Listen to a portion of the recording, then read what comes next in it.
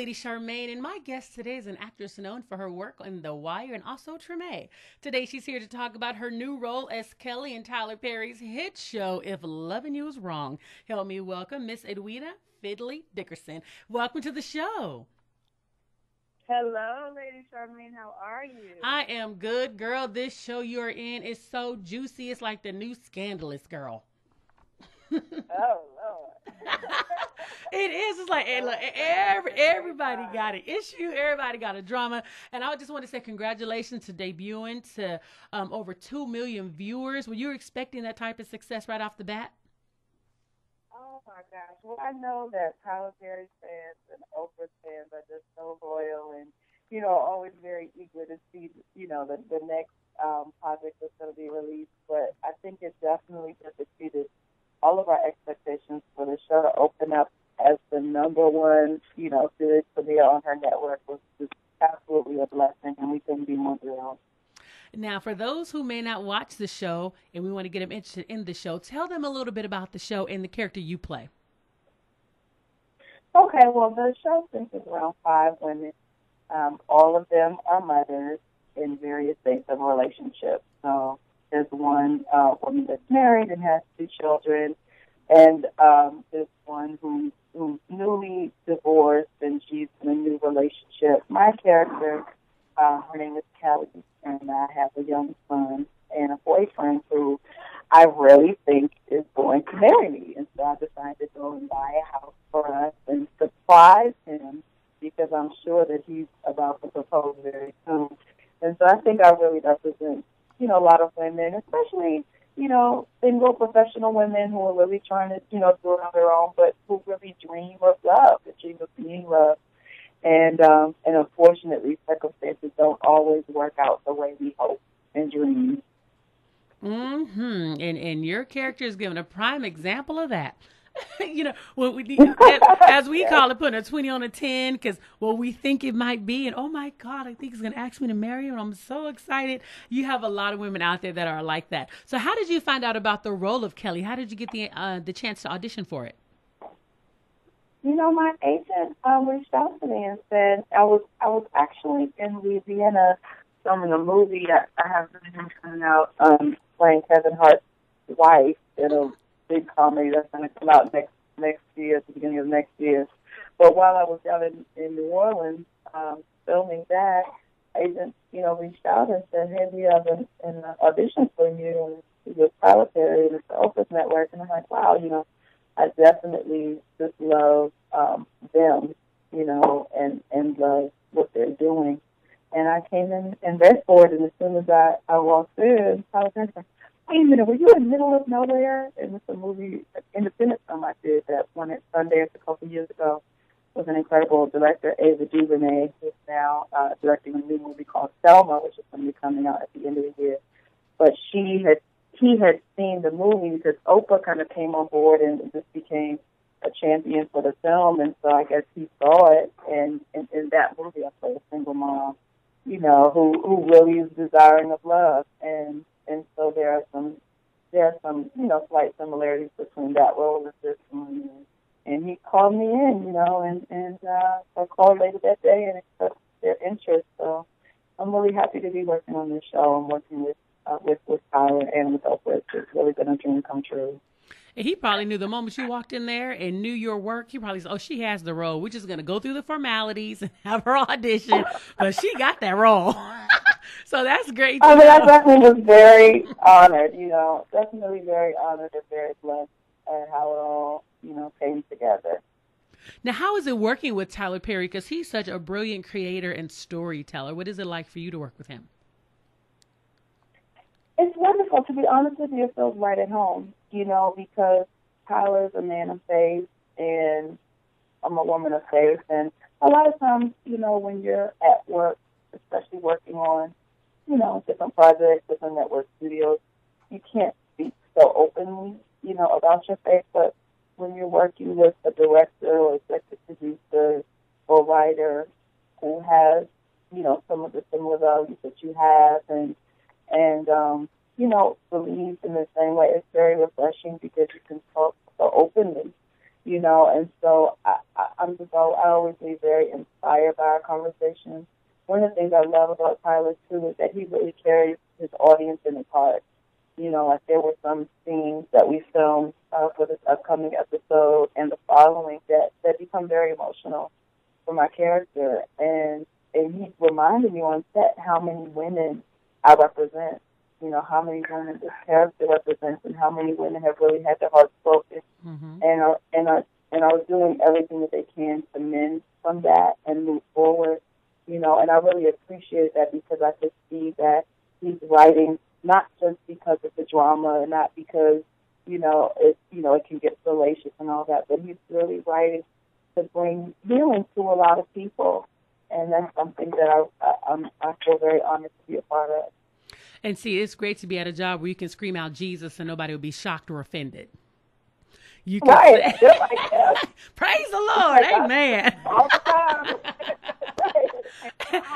Amen. It's just an anointed place. It really is. It really, really is. As soon as you step foot on the lot, down there in Atlanta, you can feel it. Like, God is there.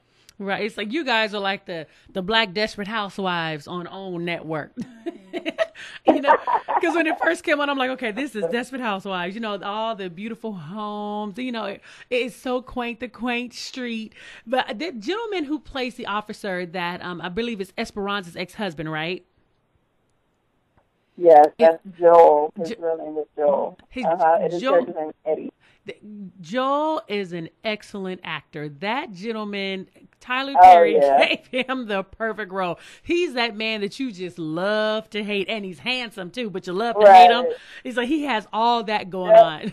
And you wouldn't even expect that from him, because when you look at him, as handsome as he is, he just gets on your last nerve and get under your skin. He has an awesome character. So you tell him I told him that, okay? Please. Me and my mom was just talking about him this morning. It's like, just can't stand him. Yeah, he's definitely the person you love to hate. It's like, oh my God, I have to tune in to find out what he's going to do now. Right, and it's so funny because just like when it's so funny, I forget characters' names, but I know who they are. Okay, the African-American guy that's dating, I guess, Amanda on the show. But anyway, when he was... Randall. The character's name is Randall. The actor's name is Anthony Williams. There you go. And it was so funny because... on the show, when he was in the kitchen standing next to her, and how Eddie was able to pick right up in the kitchen. He was like, stand too close to her, man, go somewhere. You need to go outside. You know what I mean? He was able to pick that up. And I love that about the character, but then you hate the stuff that he does. But next, moving on, you mentioned about 3 other movies, and you said you're going to be in a movie with Kevin Hart. Now, what movie is that? And how was it working with Kevin Hart? Did he keep you in stitches while you were on the set? Oh, my goodness, yes.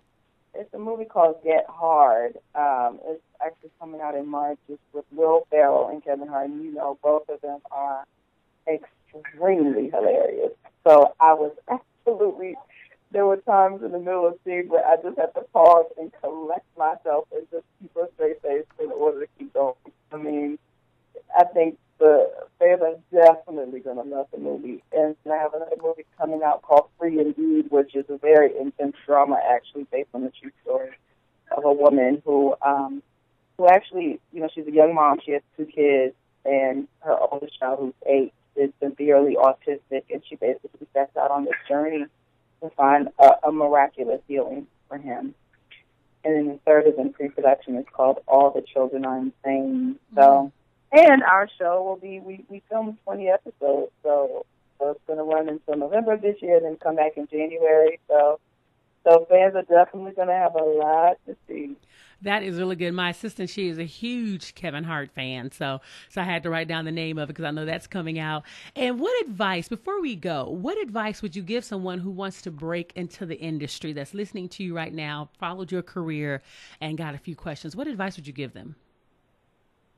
Well, let me tell you, I actually have an organization called Abundant Life University. We call it Abundant Life U. It's www.abundantlifeu.org. If there's anybody out there, if any of your listeners have that same question, definitely reach out to us. I mean, we are traveling all over the country, speaking at universities, ministries, performing arts schools. In fact, I just flew to New York, and I'm speaking to some students from NYU, NYU's acting program this week. just about that whole process. It's definitely a process. I'm a big advocate for training. I think a lot of people dream of things. I want to be a dancer, I want to be an actress, I want to be a model, I want to be a writer, but aren't necessarily willing to do the work. And so the first things I say is do your work. If you want to come into the entertainment industry, be really specific, and especially as a person of faith, decide, well, what is your contribution going to be? What is the value that you're going to bring? There's lots of people who want it, but if you are actually willing to pursue excellence, then the same thing that other people are pursuing, you're able to attract. So my first thing is commit yourself to the work. Also, in addition to building up your craft in the industry, you want to know the industry from a business point of view. I think a lot of artists don't necessarily start out realizing that we're entrepreneurs, and so not only do we have this art and craft and skill, but we also have to educate ourselves about marketing that gift, about networking, about positioning, and then I'm also a strong proponent. We teach a lot about goal setting, and especially goal setting for artists, but sometimes it can be difficult because there's not necessarily a roadmap that you kind of wake up and say, okay, I want to be in the entertainment industry, and let me download this roadmap. And so that's a lot of what we're doing with Abundant Life View as well, really creating programs and plans for people that if they're really serious, that they can follow certain steps and find themselves in a very different place this time next year. So that's, I'm definitely passionate about aspiring artists, millennials, women, people with a dream. And I say, hey, if you have a dream, we'll help to keep the steps to get there. I think that is so great. And what you just said, I just said to my daughter this morning, dropping her off at school, because my daughter wants to go to NYU. She wants to be a journalist. So we sat in the car, and I was telling her just this morning, you need to put the work in. And I said, what is my motto? Don't talk about it. And then she says, I know, be about it. Don't talk about it. You have to put the work in behind it. You can tell me all day. Because she has her AP classes and her, college prep classes, and they're getting difficult. And so she's looking at, I don't know if I want to go to NYU. I said, no, it's because you don't want to put the work in.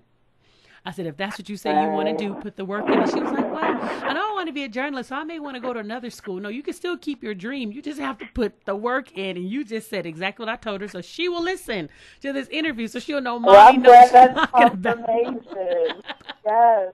And it's funny because my pastor, I live in LA now, but my pastor in New York, Dr. A. Bernard, he would always teach us. He would say private practice determines public performance. And what you do behind the scenes, whatever it is, will come forth in terms of what you do, publicly. And so if you're rehearsing, if you want to be a singer and you are singing every day, and you're doing those vocalizes and you're doing those scales, and you are actually committed to discipline, and the investment of time into developing your craft, that when it's time for you to get on stage, you're going to blow everyone away with your voice.